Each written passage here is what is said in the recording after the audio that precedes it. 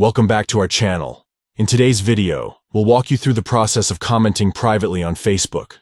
Sometimes you may want to reply to a comment discreetly and have a one-on-one conversation. This full guide will show you how. Let's get started.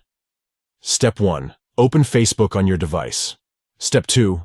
Find the Facebook comment conversation you want to reply privately to and open it. Step 3. Next, click on the three-dot menu located beside the specific comment you wish to reply to privately. Step 4.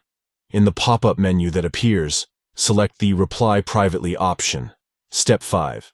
Now you have the option to like the comment, reply privately, or take other conversation actions. By following these simple steps, you can easily comment privately on Facebook.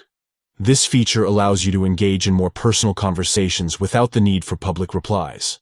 Private comments provide a way to have more in-depth discussions, share sensitive information, or simply connect with someone on a more personal level.